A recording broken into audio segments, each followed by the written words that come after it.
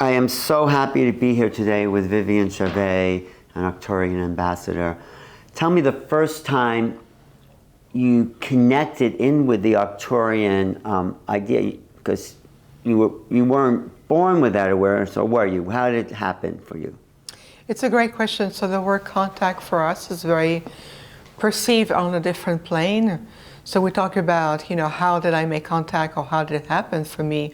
Well, my Arcturian father always remind me, says, remember, you are one of us. And even though, I embodied as a human hybrid form, so I can be functioning and be among the human race on the planet, I still remain profoundly an Arcturian being.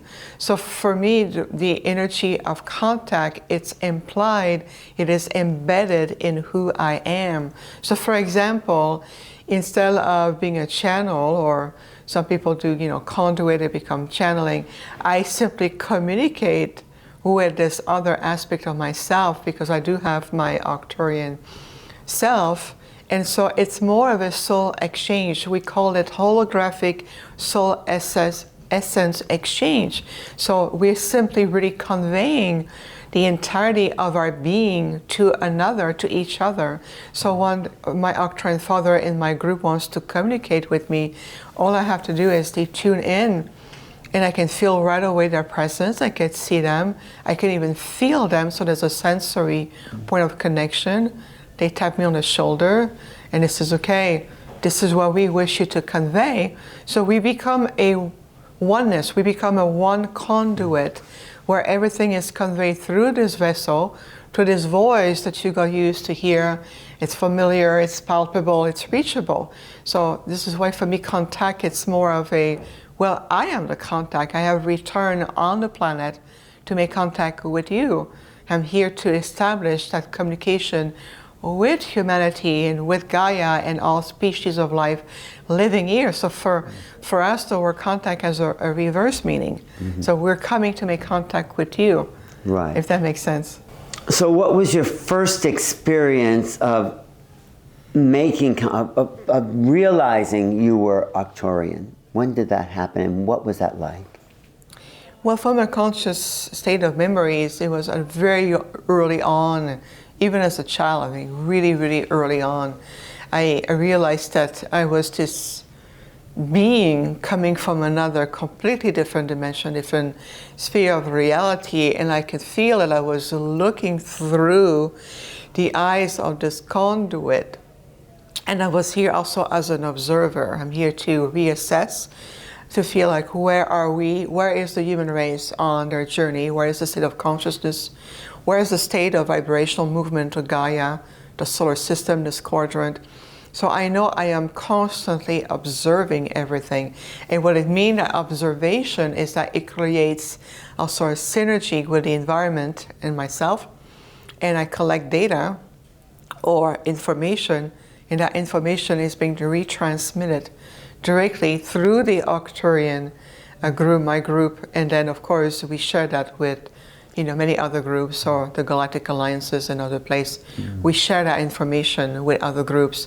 So it's really about understanding who you are, and that energy about my being as an Arcturian. I've always been this identity of who I am. It's always been leading everything I do.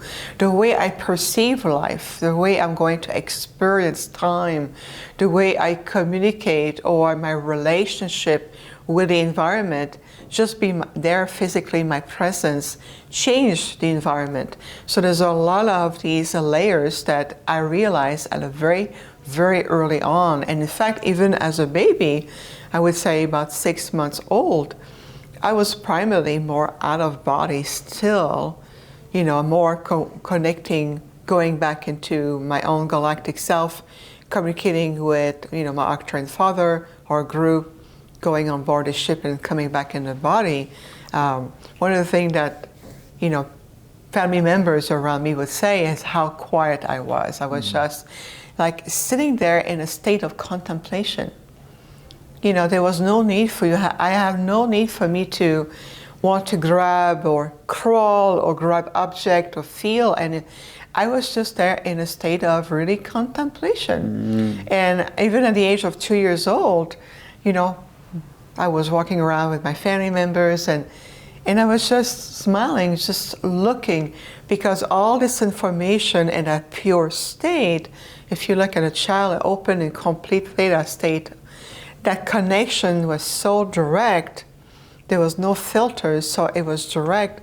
There was a lot of information we were able to gather to understand, especially in the movement of the timeline, what would be the strongest probability of the shift of the timeline and how we can readjust.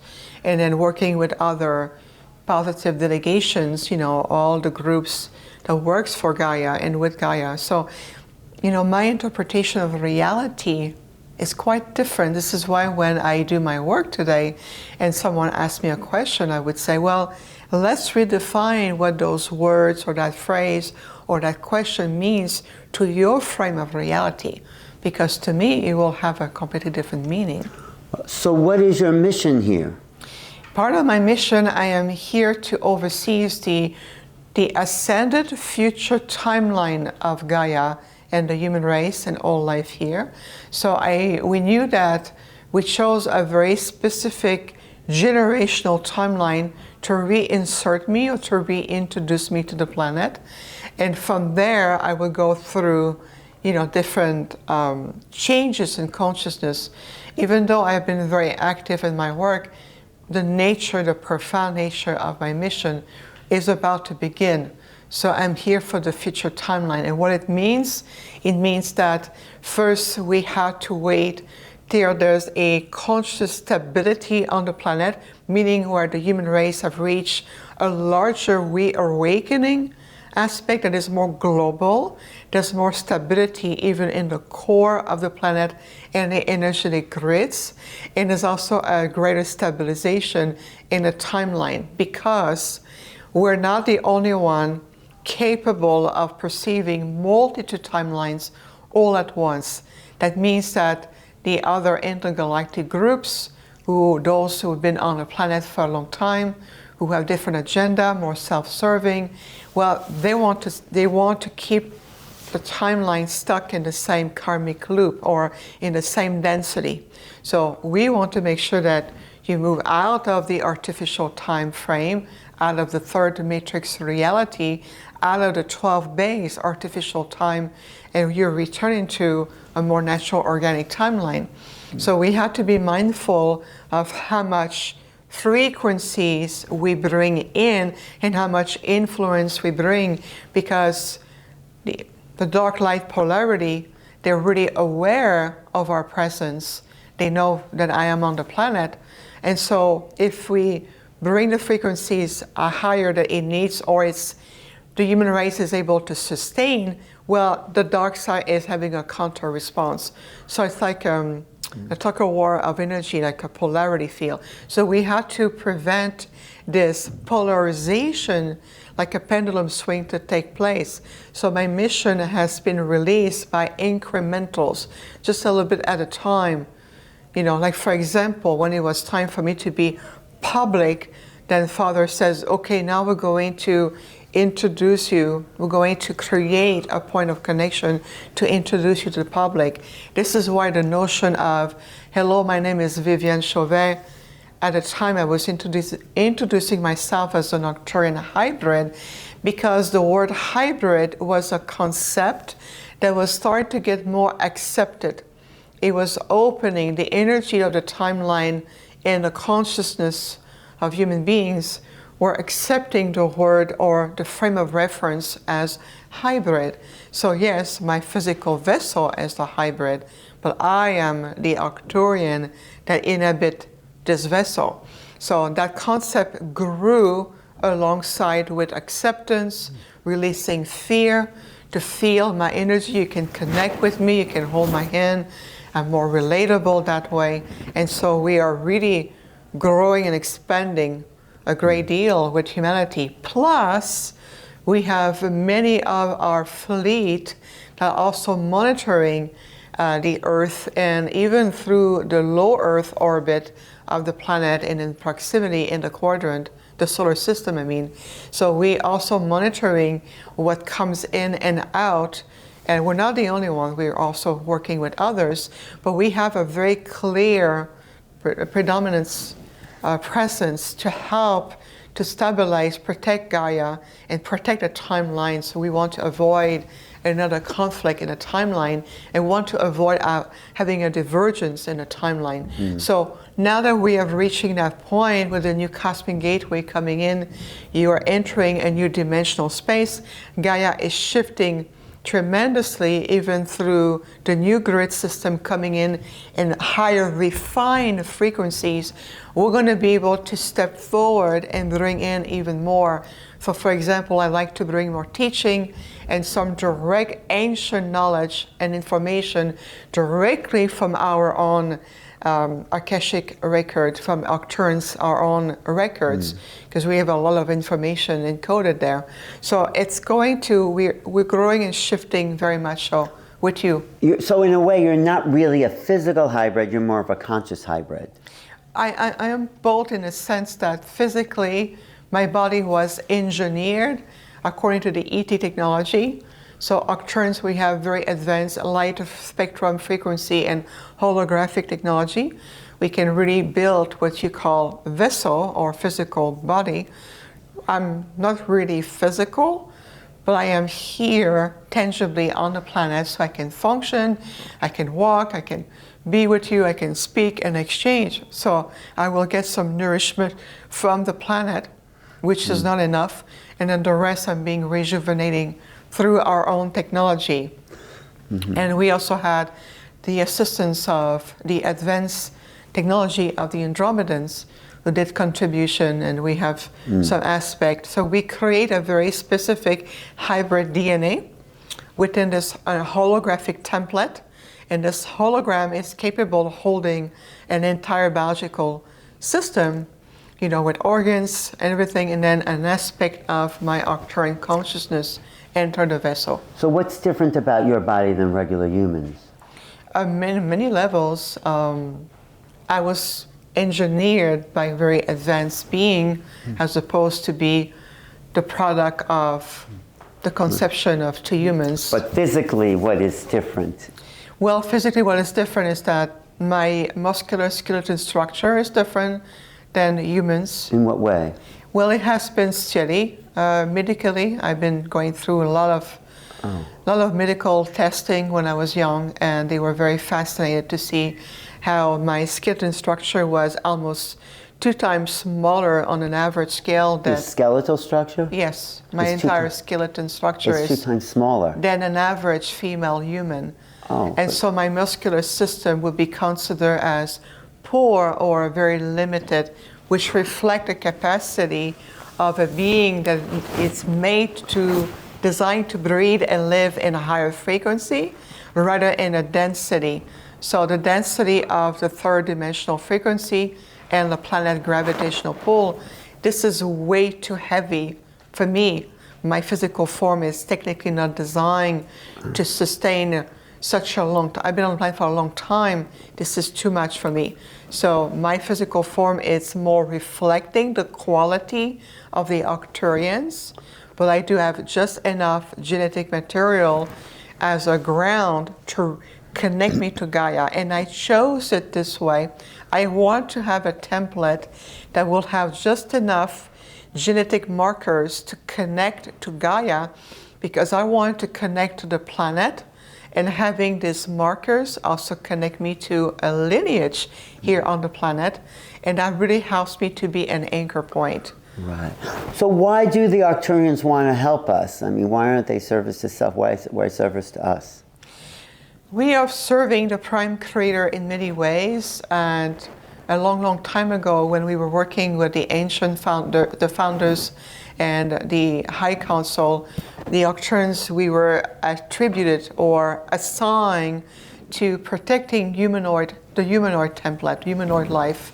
So anything humanoid, whether it's Earth humans, and there's also humans on another planet, anything that has the humanoid template, we are part of being the guardians. We help to... But why? Well, we see who you are. The thing is that you think of yourself in this fragmented third dimensional base. You know, this is my human personality, my name is, this is my story. And we said this is just an embodiment. It's an experience that you embody. It changes nothing to the quality of who you are. We see your living aura. We see the emanation of light that the human beings generates. We see your capacity for love. We see your capacity for true empathic intelligence. And when you reach this emotional and spiritual maturity level, you're going to rediscover about yourself the mastery energy that you really have. And plus, you think about it a little bit further, from a genetic DNA perspective, you're considered as galactic royalties.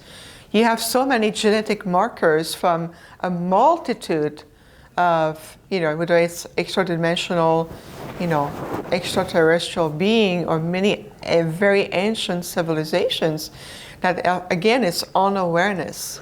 Humans are considered royalty, you're saying? Galactic royalties, indeed. Well, how are we different? We have a variety of genetic markers that don't exist in other races. What you have within yourself the encoding, even through your codons of your DNA. You have a library, a really rich library of galactic markers. It contains all the experiences, the virtues, the qualities, and of course, the lesson and the karmic energies of a multitude of civilizations. So if you think of it this way, let's say that you have the ability to genetically create a life, right? You become responsible for that life. And then if you bring, and there's a collaboration, and that life contain the encoding of so many archives of many civilizations, those have come and go, those who have evolved over the years. And it's all within this one being. What that being becomes absolutely the jewel crown of your creation. So this is part and the reason why the Pleiadians are so involved with God, with the earth and humans, because of their investment they have brought into the original human template. And there's so many. Why do they invest in the human template? Well, there was a time where they wanted to be on Gaia and they couldn't.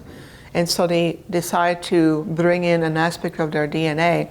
But that's the Pleiadian story, to bring us back to us, is that what we have been seeing since the inception of the humanoid template is you have that seed of creation. You really contain the seed of creation. You're a fractal of the creation directly of the original, well beyond the founders.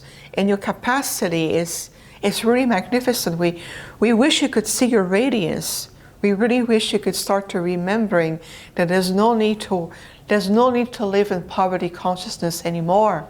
There's no need for you to bring yourself into a very, very narrow, polarized division of synergy, of anger and violence and grief and sadness, but instead to rediscovering, reading what is really encoded in you and being able to tap into archives of information and how you're able to extrapolate that information and utilizing to advance your world. You have the ability to reascend right now. How do we access all this? Well, first is releasing the distraction of the mind. Put down your phone, step away from Facebook, and take more time to connect, to commune in the seat of your heart, connect with your planet, connect with each other, start to recognize the value and the light in one another. So instead of walking in the street with your hand down or up or in your phone, put aside a distraction, go back to the essential of living, as we call it. Start to reconnect. Lead your life by the leadership of your heart. Your third dimensional logic mind was designed to bring in the body to help you at first to establish, to help to survive, and establish yourself. You've graduated beyond that. Now it's time to go beyond and opening your higher mental faculties, reawakening the ancient interface of light within yourself, and start to realize that I am encoded. I am a walking library of galactic genetics information. Instead of wanting to read in books and have somebody else channeling it for you, start to recognize, spend time rediscovering your inner universe. So the distraction has been generated by the polarized field to keep you so busy with a carrot dangling in front of you that you forgot to come back into the most important part. You have the entire universe encoded in you. So we, the intergalactic, like ourselves, with the Octrans every day, we see your emanation, we see your thought forms, we see your heart energy, but we see also how many layers of distractions, heaviness, you know, everything, what is the next thing, and you are all encoding these frequencies. We go like, let's unwrap you, let's untangle you, and find your way back home. It is all within you. It's going to change the dynamic of how you speak, how you communicate, how you listen, how receptive you become. We can communicate with many people on the planet. At the same time, if you have so many layers around you, how are we supposed to get through these layers?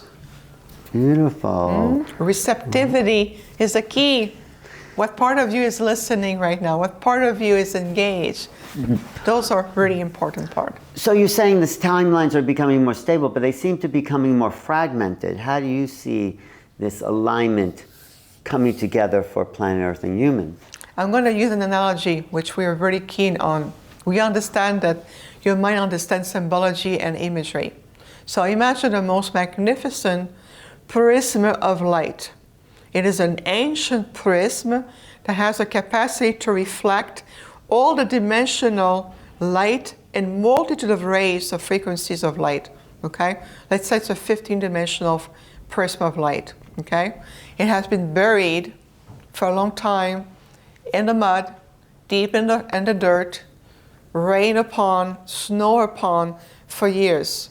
Now you dig it out and you go, it is interesting in its shape, but it looks like a dirty ball of clay and dirt and branches and old debris that has been there for over time.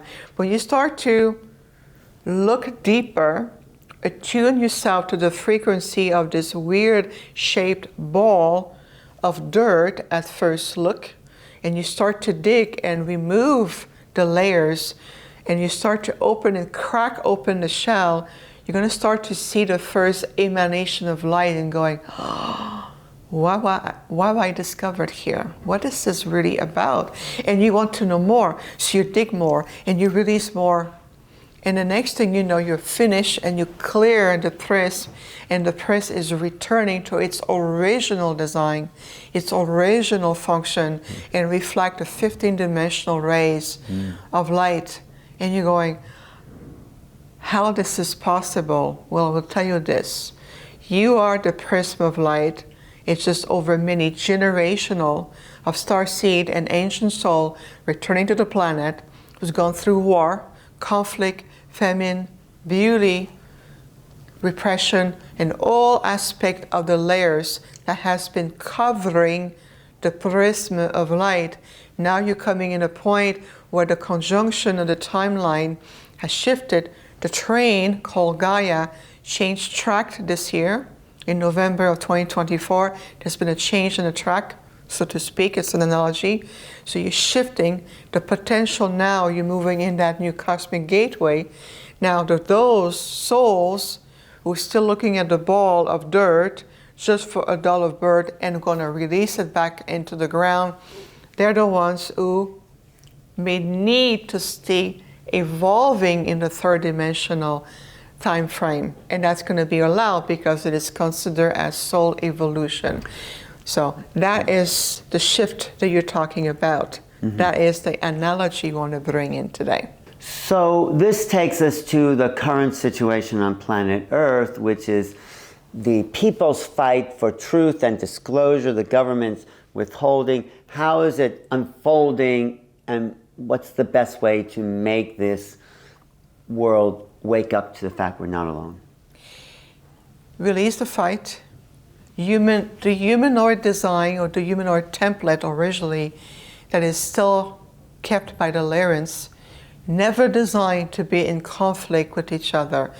The human race was never designed to be stepped down in such a lower frequencies of instinctual and survival mode. So that's the first thing you need to realize is, let's rise well beyond that survival competition, even in the spiritual world and the ufology and all of it, and the disclosure world, who gets bigger, who has the bigger name and the bigger numbers. You're being put into a sub-fragmentation within the spiritual realm. So that needs to be released. No more fighting, no more who's bigger than the others. Release all of it. So the word, or the placeholder of the energy of disclosure, is recognizing first what you have within you, my connection, what is my cosmic tree of soul ancestry, and recognizing each other. It needs to bring back unity consciousness. So start by organizing conferences where you are coming together to strengthening one another, and then allowing yourself as a leader to show those who are in so-called authority that we are rising our consciousness, we are making contact, we are the star beings, we are the one who have returned to make contact with all of you, and we are pulling aside our differences. There's no longer barriers between you. There's also a refinement in your linguistic exchange with each other, the way you're listening and perceiving your energy. You're starting to read each other's energies, and you're going to be able to recognize that. So for here right now, during this time, we are surrounded by what we remember a time even in Lemuria when our group came and we were teaching with the Lemurian the sacred knowledge, the sacred way of living into complete vibrational oneness, and bring into the prime creator the very frequencies, the seeds of creation, which was embedded into this planet Earth, this beautiful Earth.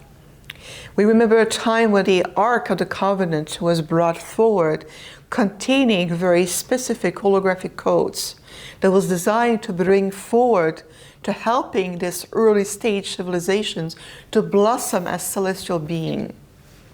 Now the great distortion came in, and many other souls who were unprepared and brought in the distortion field create a descending of the planet to where you know now. So as we're moving into the new cosmic gateway, what you call in the linear time 2025, 2026, leading into 2027, you're entering this new dimensional corridor. You're entering a new dimensional field that is going to activate even more the very fabric of your being. In other words, there's going to be new memory field coming through. So everything that everyone is brought forward is a fragment of that immense diamond or that prism of light that we were talking about. So you're bringing all these facets together again to understand that what this person is channeling or this other person is bringing in is you are bringing all the pieces together, and you're going to reform a greater design or a tapestry that's going to be interweaving into each other. And you're going to start to understand what is that tapestry of that design is going to represent for this planet and humanity. And then we are waiting anxiously, so to speak, with joy and open arms, the grand return, the grand rising of humanity to take your rightful place within the galactic alliances. It is a time to bring back your frequencies and bring also the richness of what the human race is about. There come a time where the human beings will become the great cosmic teachers. And so you're embodying right now It's unfolding right now. Look no further in the rocks, no look further to telescope, no look further to government files, as you call them. You are the point of contact that we are interested in.